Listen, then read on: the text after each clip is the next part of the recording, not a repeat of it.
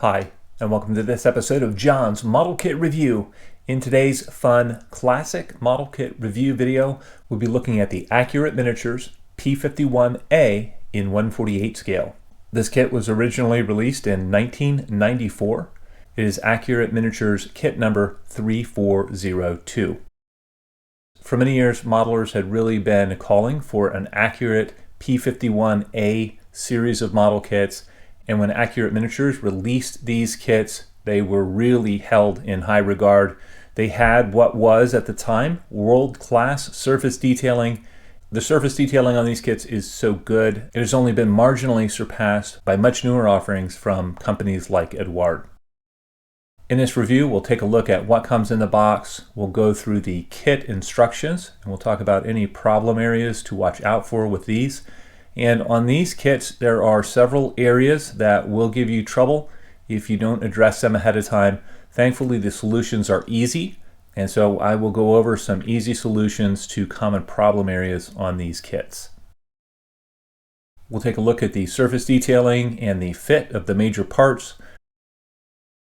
We'll also look at the detailing on the smaller parts that make up the interior and landing gear on the aircraft. We'll look at the clarity and fit of the clear parts that are included for this kit. We'll also look at the included marking options, and we'll talk about the quality of the decals themselves. I'll give a brief history of the P-51A, and I'll talk about any aftermarket sets that I plan to use during this build. A brief history of the P-51A. The last of the Allison engine Mustangs to be produced was the P-51A. This version had an uprated engine that enhanced its performance. While still not a match for the performance of the Spitfire or a Messerschmitt 109, it went on to compile an excellent service record. As a fighter, a limited escort, and a reconnaissance aircraft, the A model served primarily in the China-Burma-India theater. They flew with the 10th Air Force, the 311th Fighter Group, and the 1st Air Commando Group. The armament on the P-51A consisted of 4 50 caliber machine guns in the wings. The P-51A could also carry bombs, or on longer range missions it could be fitted with 75-gallon drop tanks to extend the range. The P-51A was powered by a liquid-cooled Allison V12 of 1,330 horsepower. This gave it a top speed of 410 miles an hour at lower altitudes, and it had a 34,000-foot service ceiling. Over 300 P-51As were produced, with 50 going to the RAF.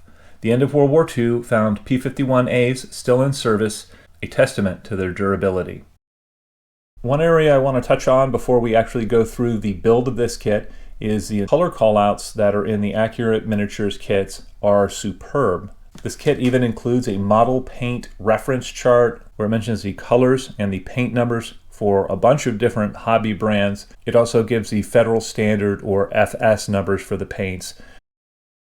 Looking at the kit instructions, Accurate Miniatures chose to provide an assembly diagram for each step of construction, and in addition, they have a very thoroughly written out set of printed instructions on the left-hand side of the instruction sheet that tell you what parts get painted, what colors, and how to carefully assemble the kit.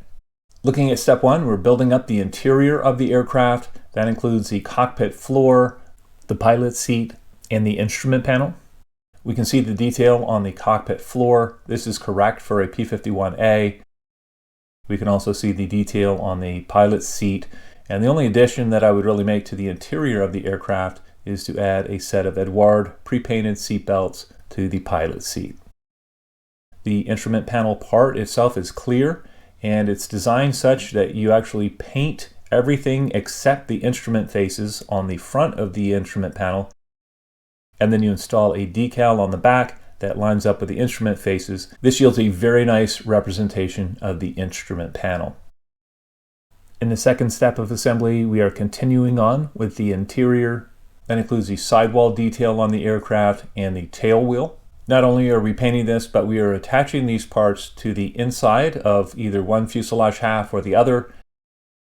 I found the fit and the detail of all of the interior parts to be excellent. One thing I did to make sure that all of the interior parts are aligned correctly and will fit properly and allow the fuselage to close over them is to install the parts and then while the glue was still wet, I rubber banded the fuselage halves together and made sure that everything was aligned properly, and then I let those parts dry.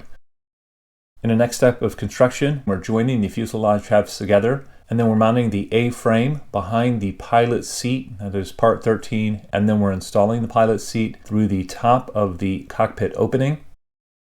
One thing I would highly recommend doing before gluing the fuselage halves together is installing the nose halves to the fuselage halves, and this allows you to work the seam between the nose and the fuselage of the aircraft from the inside and from the outside.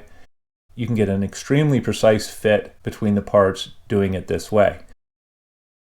Once the nose to fuselage joins are dry, you can join the fuselage halves, and you should get a very precise fit on all of the seams of the fuselage. That brings us to the step in construction where we're building the prop, and we're adding that to the front of the engine. And we're also adding the tail planes to the aircraft. I was able to add these, and I got a filler-free joint on these. These fit very nicely. One quick note here, the prop on this aircraft is rather thick. If you want a more accurate scale appearance of the model kit, I would suggest replacing this part with an aftermarket prop.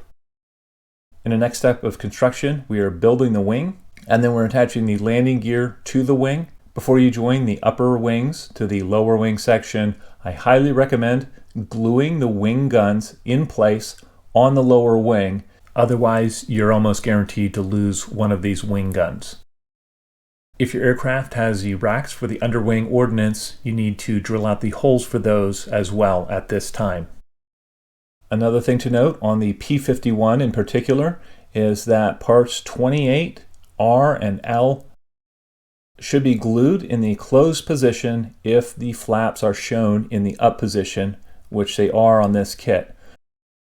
On P-51s, the inner gear doors only open as a gear is extending or retracting, and at all other times they are closed. The only time you see these open on the ground is if the hydraulic pressure that's built up in the system has decreased over time as the airplane has set. The flaps also extend as the hydraulic pressure decreases. With regards to the landing gear, one complaint on this kit is that the landing gear legs themselves, that's parts 27R and 27L, do not have positive locators that ensures the proper angle when you install these into the wing. I would recommend looking at some good reference photos of the P-51 to make sure that you get the angle of parts 27R and L correct when you install them. Additionally, I would not attach the gear doors or the wheels to the kit until these parts have set up in the correct position and they are thoroughly dry. In the final step of construction, we're attaching the wing to the fuselage of the aircraft. We're also attaching the clear parts and all the other small bits that are associated with the aircraft.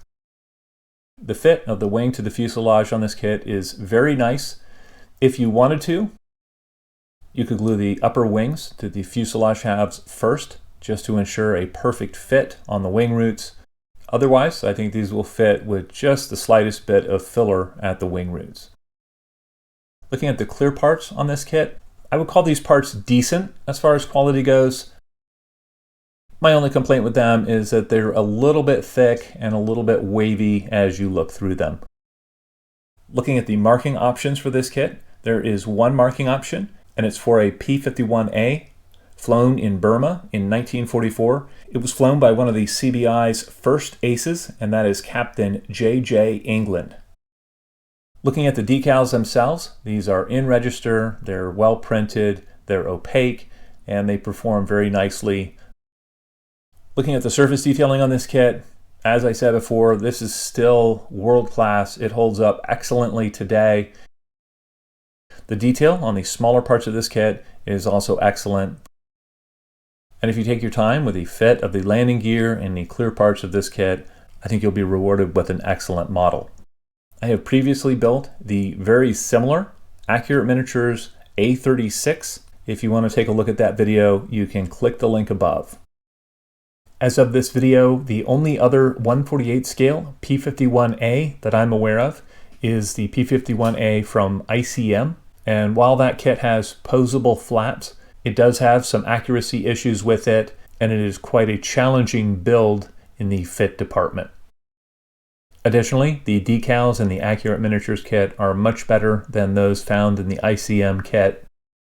These Accurate Miniature P-51 kits can be found for very reasonable prices on the used market. This Accurate Miniatures P-51A is still the best P-51A kit in 1/48 scale. This kit really finishes out nicely if you take your time on it, and I can highly recommend these to modelers with a little bit of experience under their belt. Well, I'd love to know what you guys think. If any of you out there have built the Accurate Miniatures P-51A, please let me know in the comment section below.